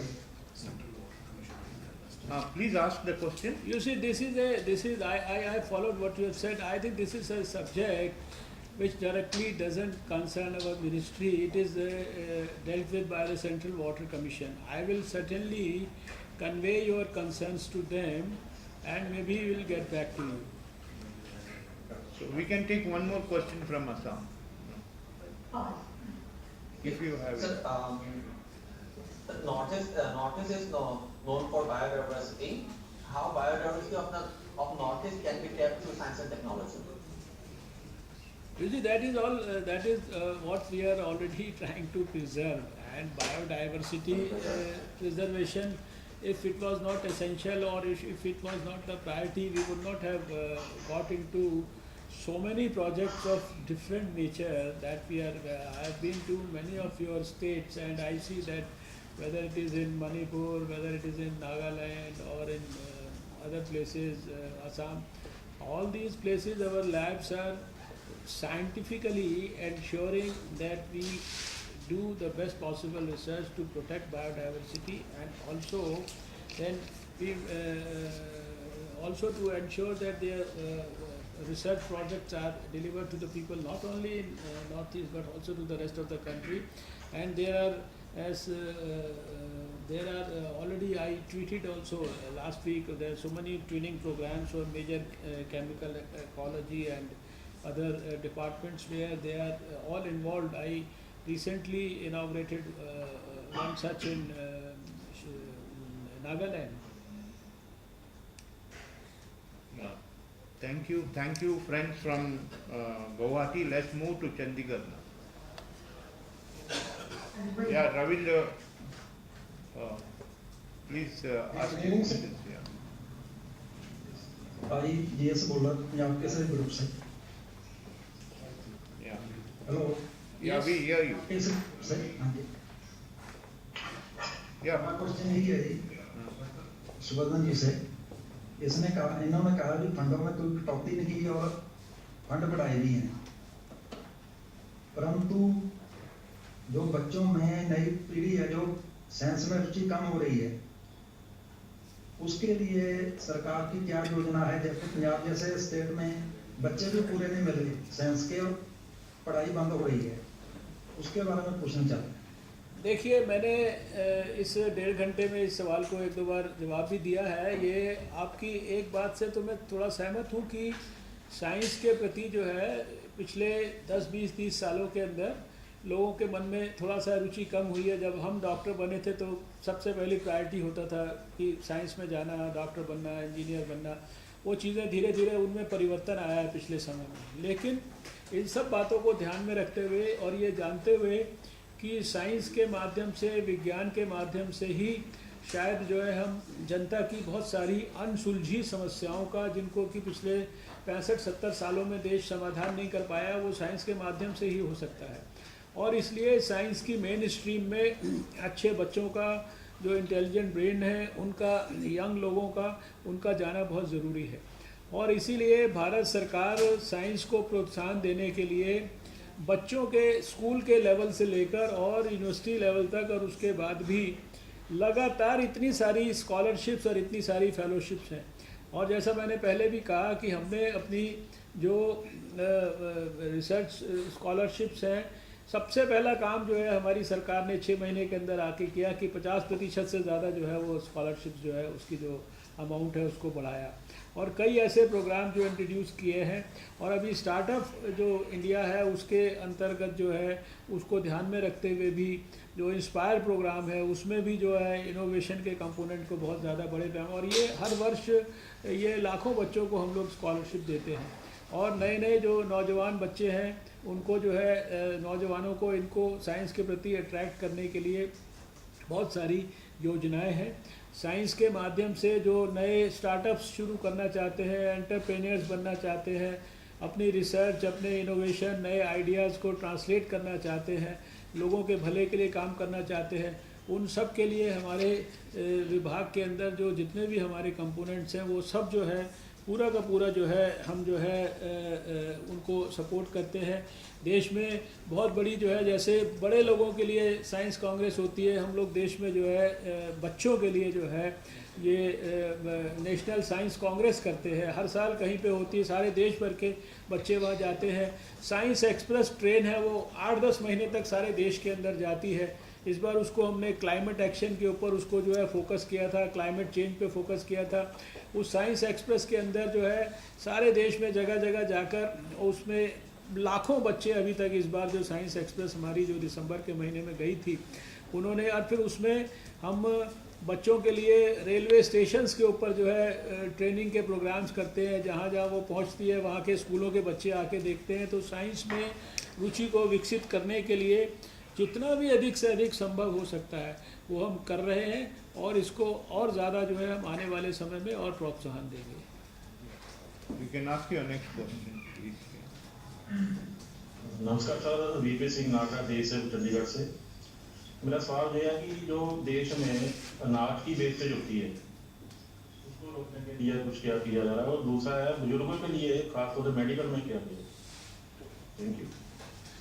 देखिए, जो अनाज की जो wastage है, एक तो इसका एक एस्पेक्ट है कि अनाज को स्टोरेज वगैरह जो है उसको ठीक ढंग से किया जाए, और बहुत सारे स्थानों पर तो हम हमारे साइंस के माध्यम से जो क्या ऐसी टेक्नोलॉजी विकसित कर सकते हैं जिसको कि लोगों को एक्सेप्टेबल भी हो। जैसा हमने आपको शुरू में बताया कि हम लोगों ने एक रूरल इकोनॉमी के माध्यम से एक ऑल इंक्लूसिव वहाँ ऐसी इंडस्ट्री विकसित हो जिसके माध्यम से वहीं के रिसोर्सेज का इस्तेमाल करके लोगों के लिए बहुत सारी चीज़ें जो है उपलब्ध कराई जाए। उसमें हमने एक जोधपुर में बहुत बड़ा सफल एक्सपेरिमेंट किया है, जहाँ की कैस्टर ऑयल को क्रश करने के लिए बहुत दूर जो है ले जाया जाता था, वहीं पे उनको क्रश किया जाता है, और उसका जो बाय प्रोडक्ट है उसको बॉयलर्स में यूज़ किया जाता है। बॉयलर्स की स्टीम से डिस्टिल्ड वाटर भी बनाया जाता है। कूलिंग के लिए जो है स्टोरेज के कई टन की व्यवस्था भी की जाती है। उससे जो एनर्जी प्रोड्यूस होती है उस एनर्जी से वो सारी व्यवस्था को चलाते हैं। इस तरह के प्रोजेक्ट्स साइंस में हम लोग रिसर्च के माध्यम से जो है इनको कर रहे हैं, और इसमें जो है हमने जो है काफ़ी मैं समझता हूँ कि सफल मॉडल विकसित किए हैं। तो हम गवर्नमेंट के संबंधित विभागों को साइंस के माध्यम से जो भी इसमें सपोर्ट कर सकते हैं वो हम कर रहे हैं। और जैसा आपने डिसेबल्ड के लिए कहा, तो बहुत सारे जो हमारे ऐसे इक्विपमेंट हैं जो डिसेबल्ड को, जो एड्स हैं, अप्लायंसेस हैं, जो उनको सहायता कर सकते हैं, उनका हमारे इस मेक इन इंडिया प्रोग्राम में साइंस के माध्यम से ऐसे अप्लायंसेस है। जैसे एक जयपुर फुट है, वो भी किसी एक डॉक्टर ने, साइंटिस्ट की, टेक्नोलॉजिस्ट की, इंजीनियर की मदद से बनाया है। इस तरह की बहुत सारे हम लोगों ने प्रोडक्ट्स बनाए हैं। और अभी नरेंद्र मोदी जी की सरकार में हमारा जो समाज कल्याण विभाग है वो सारे देश के अंदर जो है सर्वे करके जो है इस तरह के जो हैंडीकैप लोग हैं उनका अध्ययन करके फिर उनको बहुत सारे हम लोग अप्लायंसेस को जो है सार्वजनिक कार्यक्रमों के अंदर उनको सपोर्ट के रूप में भी देते हैं। Do you have any more questions, Ravindra ji? Yeah, please ask. Sir नमस्कार, मैं Akam Singh, DD news Chandigarh. Sir जैसे from the earthquake point of view Chandigarh high flood area में आ रहा है एंड आल्सो सराउंडिंग एरिया, तो इसके बारे में लोगों को हम कैसे प्रायर इंटीमेट कर सकते हैं, या अलार्मिंग सिस्टम है कौन कौन से? देखिए, जो अर्थक्वेक के बारे में जितने भी हमारे पास रिसर्च है उसमें उसको ऑब्जर्वेशन के लिए लगातार जो है हमारे जो देश के हमारे संबंधित हमारे अर्थ साइंस के वैज्ञानिक हैं वो 24/7 जिसे कहते हैं 24 घंटे वो ऑब्जर्वेशंस करते हैं। और अभी एक बहुत ही शॉर्ट स्पैन के अंदर हम लोग उसकी वार्निंग्स वगैरह दे सकते हैं। देश में अर्थक्वेक को प्रिडिक्ट करने के लिए भी टेक्निक नहीं है कि हम बता दें कि आज शाम को अर्थक्वेक आएगा, लेकिन कुछ ही मिनट के अंदर 7-8 मिनट से पहले पहले सारी वार्निंग्स इत्यादि जो है उसके लिए दी जा सकती है। अभी जो वहाँ के जो हम लोग बहुत सारे स्थानों पर जो है उसकी जो है डिटेल्ड जो है अध्ययन भी कर रहे हैं, जो मकानों का इन सब चीज़ों का कि कौन से इलाका जो है वो किस जोन में आता है, कितना सेफ़ है, कितना कम सेफ़ है। तो जो आपके जो अर्बन प्लानिंग के साथ चंडीगढ़ के जुड़े हुए लोग हैं उनको इसको और ज़्यादा गहराई से देखना चाहिए, और ख़ासकर जो भी वहाँ पर जो इमारतें वगैरह बने उनको अभी हमारे को अर्थक्वेक प्रूफ बनाने के लिए, और या जो बन चुकी हैं उनके अंदर जो भी अभी साइंस में ऐसी टेक्निक आ गई हैं जिनसे उनको स्ट्रेंथन किया जा सकता है, इस पर भी जो है विशेष ऐसे स्थानों पर जहाँ ज़्यादा संभावनाएं हैं अर्थक्वेक आने की, उसके बारे में वहाँ का जो एडमिनिस्ट्रेशन है उसको प्रचार प्रसार भी करना चाहिए, उस पर एक्शन भी करना चाहिए। और पब्लिक के अंदर जो समाज सेवी संस्थाओं के माध्यम से भी सरकार के अलावा अवेयरनेस के कैंपेन्स चलने चाहिए ताकि समय पर कोई भी दुर्घटना होने पर हमारा कम से कम नुकसान हो। Thank you, friends from Chandigarh. Let's move on to Jammu now. Jammu, Srinagar. Yeah. Good afternoon, sir. Good afternoon. Sir, Mr. Venkat is from PTA. He will be asking the first question, sir. Yeah. Please. Good afternoon, Mr. Minister. Hello. Yes. We yes. hear you. We hear. Thank you. Good afternoon. Yeah. There has been a fear factor generated due to a US report that was published in the newspapers here also regarding the fault lines that have developed in the Riyasi belt in Kashmir region during the fresh geological mapping. We want to know the exact position of the government of India on this, and also whether you are issuing any type of advisory with this regard. I will have to actually get into the latest information about this from the related departments, because this particular subject, it doesn't actually fall completely into our domain. But I promise that we will certainly examine this report and involve the relevant people in it and see that whatever best remedial action is necessary, it is taken care of. For the time being, I am not in a position to answer more than this. Yeah. Next question, please. Suchi Simita from Kashmir Times, sir. Good afternoon, sir. Sir, my specific question would be what center been made to make to improve the life of JNK people other than this JNK Arogya Gram Yojana? What particular central interventions have been made by your department in JNK? I usually sir, that JAG is still in infancy stage. So, all the privilege for all the you can say programs or the schemes of the government, I think the Jammu and Kashmir people, they enjoy it more than anyone else in the country. So it is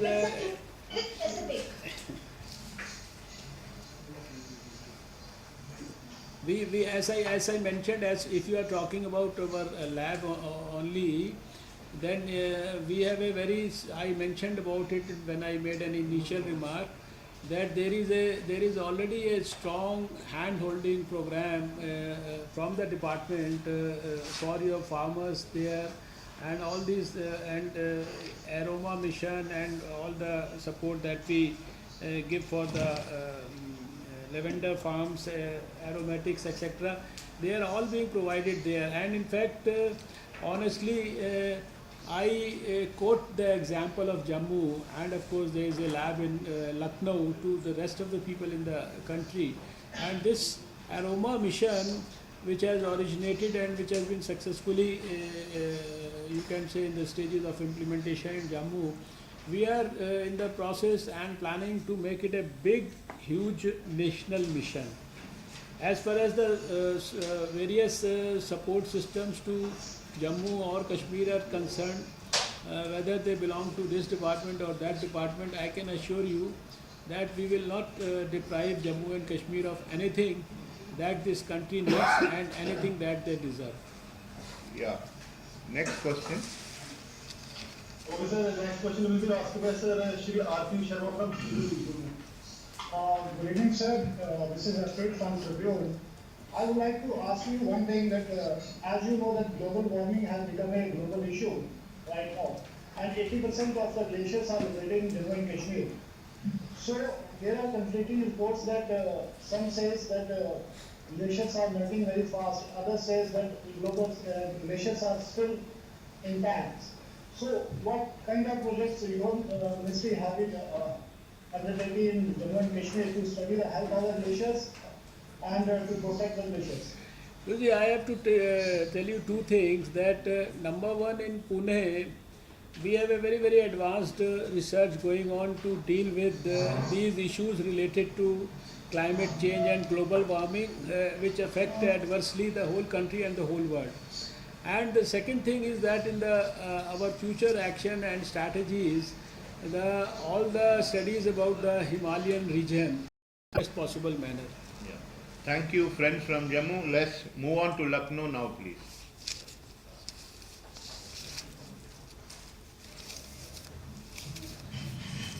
Yeah.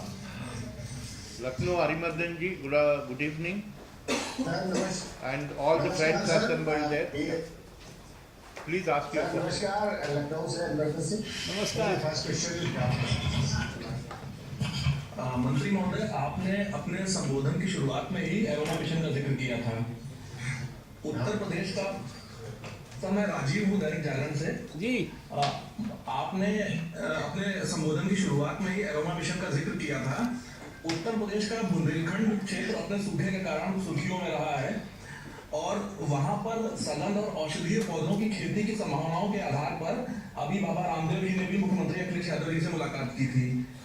प्रधानमंत्री जी भी बुंदेलखंड को लेकर चिंतित हैं और किसानों की आमदनी बढ़ाने को लेकर के भी।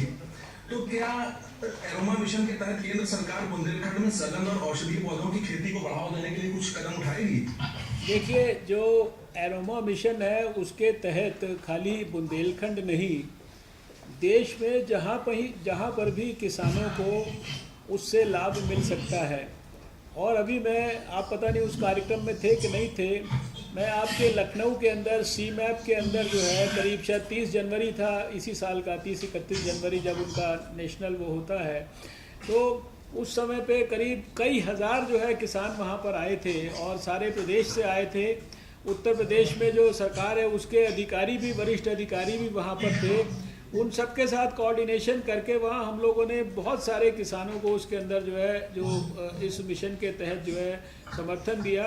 और मैं आपको विश्वास दिलाता हूँ कि हमारी जो लेबॉर्ट्रीज इस पर एक्सक्लूसिवली काम कर रही हैं, वो सारे प्रदेश के अंदर कहीं पर भी जहाँ भी किसानों को उस सहायता की आवश्यकता है, उस सहायता को निश्चित रूप से देने के लिए हम लोग जो है उत्सुक हैं। और इसके लिए इसीलिए हमने कहा कि हमने उसमें जो स्टेट गवर्नमेंट है उसके अंदर जो उनके अधिकारी हैं उनके साथ भी इसके अंदर कोऑर्डिनेशन किया है। और हम स्टेट गवर्नमेंट को वो जिस भी तरीके से देखिए, जो साइंस के लोग हैं वो रिसर्च करके एक प्रोडक्ट को बनाते हैं, उसको स्थापित करते हैं, लेकिन उसको जनता तक ले जाने के अंदर जो संबंधित विभाग है, सरकार है, उनको जो है सहयोग करना पड़ता है। तो मैं आपको भारत सरकार की ओर से संपूर्ण आश्वासन देता हूं कि प्रदेश में जहां भी इसके लिए आवश्यकता होगी हम कोई किसी तरह की कसर नहीं छोड़ेंगे। Friends, I'd like to request you, after asking the question, please switch off your mics, otherwise it will create a noise. Okay, Arimardan ji, you please ensure that. Please ask your next question. माननीय मंत्री जी, आप Dawood Furqan Hindi any time news से। माननीय मंत्री जी, आपसे सवाल ये कि आपकी जो वार्षिक एनुअल रिपोर्ट के मुताबिक पेज नंबर 9 पे ये लिखा है कि आपने जो भी रिवाइज बजट था आपका, वो आप उस रिवाइज बजट के बाद एक्चुअल बजट का भी पैसा खर्च नहीं कर पा रहे हैं। लास्ट फाइनेंशियल ईयर में आपने जो है, आपको जो रिवाइज रिजल्ट था 1013 करोड़ था और उसमें कुल आपने 688 करोड़ रुपए खर्च किए। और दूसरी तरफ पूरे देश में सब जगह बजट की डिमांड हो रही है कि कहीं पे बजट की, सब जगह बजट की रिक्वायरमेंट है, इक्विपमेंट की रिक्वायरमेंट है, तो ये इतना शॉर्टफॉल क्यों? और दूसरी तरफ ये है कि इसी एनुअल रिपोर्ट के मुताबिक क्या सरकार जो है बैकवर्ड ओबीसी का जो रिजर्वेशन है वो खत्म कर रही है? क्योंकि उसमें लिखा है कि 150 लोगों की पोस्टें हैं आपकी मिनिस्ट्री में, जिसमें कुल जो है ओबीसी की 14 पोस्टें हैं, बाकी जबकि होना चाहिए एज पर एक्ट जो है 40। तो इसका क्या मतलब है? देखिए, जो आपके सवाल का पहला जो प्रश्न का जो पहला पार्ट है, वो आपकी जो जानकारी है वो फैक्चुअली पूरी तरह से गलत है। हमने हमारे साइंस टेक्नोलॉजी में अपना जो बजट है उसको बहुत अच्छी तरह खर्च किया, लगभग 100% बजट खर्च किया है। और जो आपके सवाल का जो दूसरा पार्ट है वो हमारे विभाग से ना उसका कोई संबंध है, ना वो आज की इस चर्चा से उसका कोई संबंध है। अगला प्रश्न ये मेरे पास भी है ये कागज, मैं इसको आपको ईमेल करूंगा। प्लीज नेक्स्ट क्वेश्चन प्लीज, दूसरा क्वेश्चन पूछिए। अखबार से मंत्री जी, अभी आपने नीट के बारे में एक ट्वीट किया था कि सुप्रीम कोर्ट का फैसला ठीक है। अब जब सरकार अध्यादेश ले आई है, हम जानना चाहते हैं, प्रदेश के लोग जानना चाहते हैं कि अब आपका रुख इस पर क्या है, अगर उसमें कोई बदलाव आया है तो क्यों? देखिए, पहली बात तो आप ये समझ लीजिए कि नीट के बारे में जो भारत सरकार ने कहा है उसमें कहीं भी सुप्रीम कोर्ट की ना तो भावना ना सुप्रीम कोर्ट का डायरेक्शन उसका वायलेशन है। नीट जो है उसकी 100% स्पिरिट को भारत सरकार ने वेलकम किया है। और सिर्फ अभी जो विषय है सिर्फ इतना है कि उसका जो 100% पार्ट है उसको अगले साल से इम्प्लीमेंट करना है, क्योंकि आप जानते हैं कि इस वर्ष देश के बहुत सारे स्टेट्स ने ये इशू रेज किया कि कहीं कोई आधा एग्ज़ाम हो गया है, किसी का एग्ज़ाम हो चुका है। तो और जो उसका जो मूल जो उसको नीट को लाने के पीछे जो बहुत सारी उसके कारण जो प्राइवेट कॉलेजेस में भ्रष्टाचार या दूसरी चीज़ें होती थी उसको कंट्रोल करना है, तो वो एस्पेक्ट्स तो सारे के सारे ऑर्डिनेंस के अंदर जो है, बाकी सब जगह पर नीट एग्ज़ाम हो रहा है। सिर्फ स्टेट गवर्नमेंट्स के जो टेम्परेरी कंसर्न्स हैं उसमें भी कहीं ना तो मेरिट का वायलेशन हो रहा है, ना ही जो है नीट की जो बेसिक सुप्रीम कोर्ट की भावना है उसका वायलेशन हो रहा है। इसलिए मैं पहले भी नीट का समर्थक था, आज भी हूँ और कल भी रहूँगा, इसमें कोई दो मत नहीं है। और कहीं हमारे ऑर्डिनेंस का सुप्रीम कोर्ट की भावना से किसी तरह का कोई डिफरेंस ऑफ ओपिनियन या वायलेशन नहीं है। Thank you friends. मैं सुनील शुक्ला हूँ दूरदर्शन से। मेरा एक सवाल है सर कि पूर्वी उत्तर प्रदेश और तराई के जिले इंसेफेलाइटिस सालों साल से सर आराम से पूछ लीजिए, धीरे धीरे पूछ, आराम से। सर मैं सुनील शुक्ला हूँ दूरदर्शन समाचार से। मेरा सवाल से ये है सर, क्या हो गया, पूछ लीजिए, सवाल पूछ लीजिए। Mike is not on, you will you put it on. या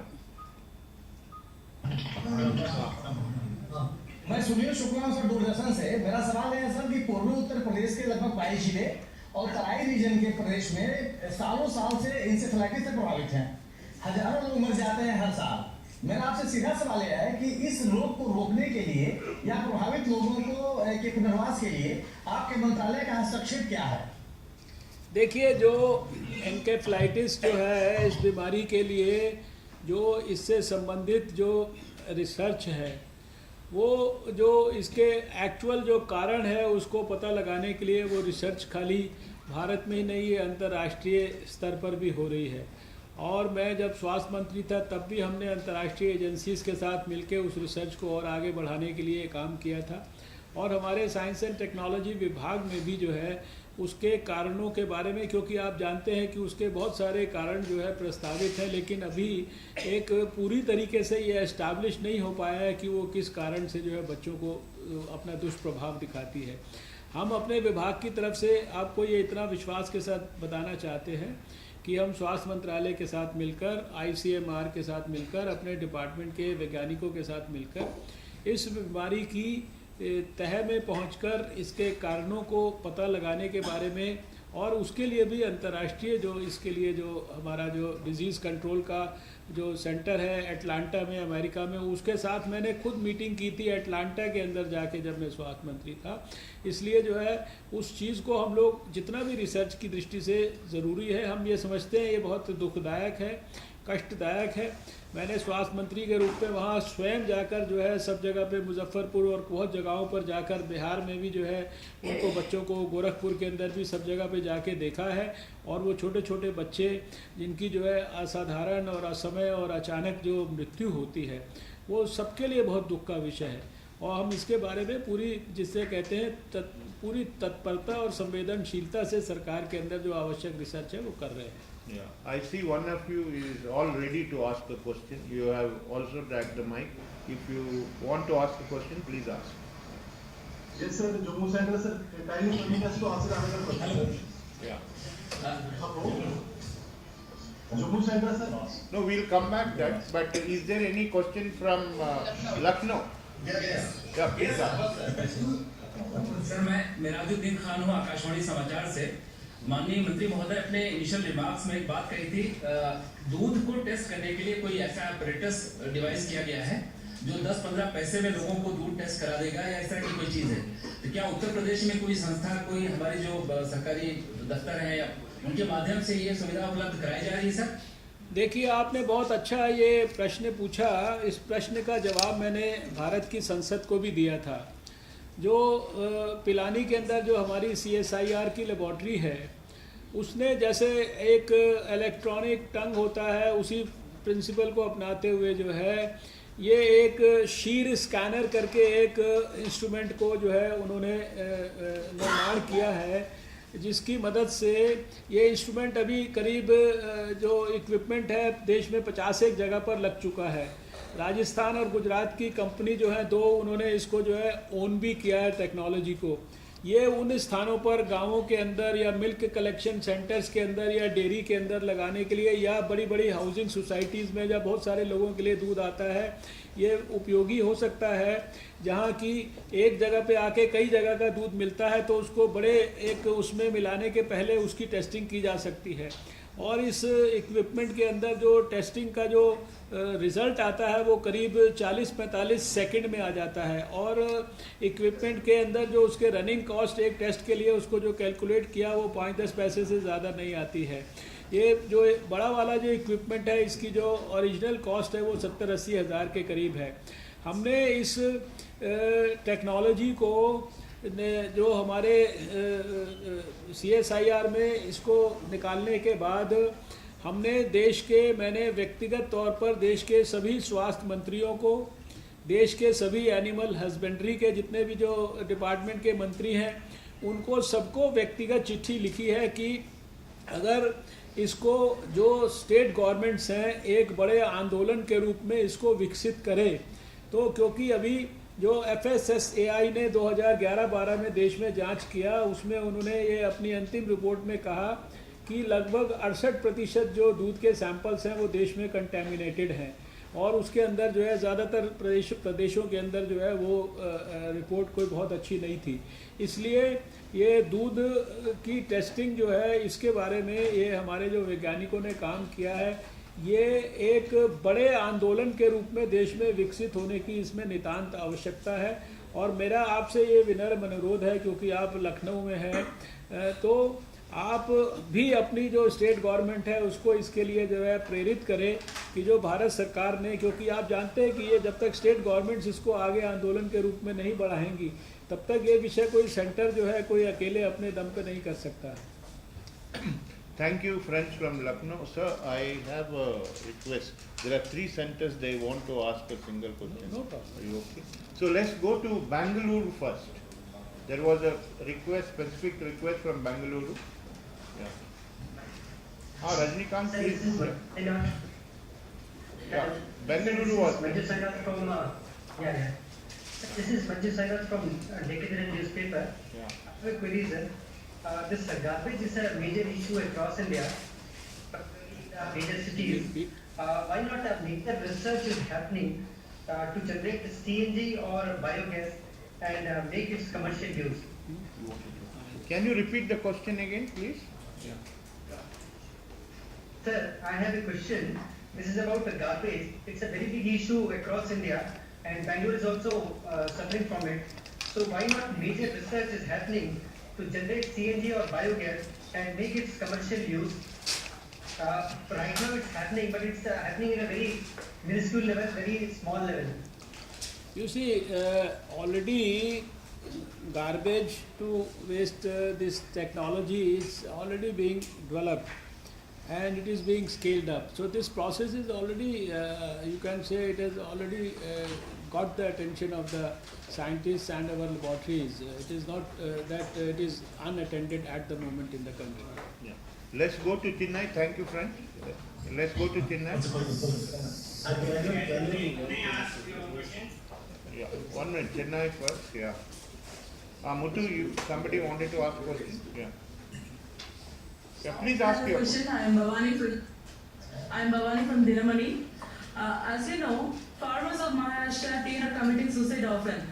Keeping other factors aside, the chemical fertilizers and pesticides have changed the real cultivable land into chemical dumped and polluted lands. How can the farm lands will be brought or restored into its original quality, and what are the steps taken to produce cost-effective organic fertilizers and pesticides, and when will it reach the common poor farmer? You see, as far as the organic farming is concerned, we have a strong commitment towards the subject, and in research also and otherwise also we are trying to promote it in the best possible manner, and we actively collaborate and coordinate with the Department of Agriculture and the agricultural universities in whatever research is required to improve the condition of these farmlands and to improve, or you can say to get people free from the residual effects of all these pesticides, etc. So all these concerns that you have raised, we are already into them, and these are being addressed at the scientific level by the scientific community as well as by our people in the agriculture department and in the agriculture universities. And if there are any specific suggestions, we'll certainly look into them also. Thank you. Let's go to Jammu, please. Jammu. Can I ask one more question, sir, please? Then let's go to Jammu. Yeah. Miss Nilima from UNI, she will be asking the question. Sir यहाँ डोडा district में एक धड़कई village है, वहाँ की major population deaf and डम है। तो मेरा सवाल आपसे ये है कि क्या उसका पता लगाने के लिए आपकी मिनिस्ट्री कोई रिसर्च करेगी? आपने ये अच्छा सवाल किया। देखिए, दो एस्पेक्ट्स हैं कि क्या जो एक पर्टिकुलर एरिया के अंदर जो डेफ एंड डम है उसका क्या कारण है, क्या उसका कारण का उस एरिया से कोई लिंकेज है, या वहाँ पर जो लोग रहते हैं उनके कोई एजुकेशन से लिंकेज है, क्योंकि जो डेफनेस वगैरह होती है ये जब बच्चा माँ के गर्भ में होता है तो साधारणतः बहुत सारी कई बार दवाओं का दुष्प्रभाव भी तीसरे चौथे पाँचवें महीने में होता है, तो उसके कारण होती है कि मैं स्वयं ENT सर्जन हूँ तो इसलिए ये मेरा अपना विषय है। तो अगर आपको ऐसा लगता है कि वहाँ पर उस इलाके में ये डेफ एंड डम्ब जो बच्चे हैं वो एक साधारण जो रेशो है उससे बहुत ज़्यादा है, तो निश्चित रूप से ये एक रिसर्च की दृष्टि से हेल्थ के लिए भी, साइंस के लिए भी, सबके लिए एक ये सब्जेक्ट है। और इसके अंदर बहुत सारी जो जेनेटिक्स से जुड़े हुए जो हमारी कई सारी बीमारियों का अध्ययन करने के लिए जो हमारे यहाँ प्रकल्प चल रहे हैं, तो हम इसको निश्चित रूप से अपने डिपार्टमेंट के लोगों को कहेंगे कि इसकी गहराई में जाएं।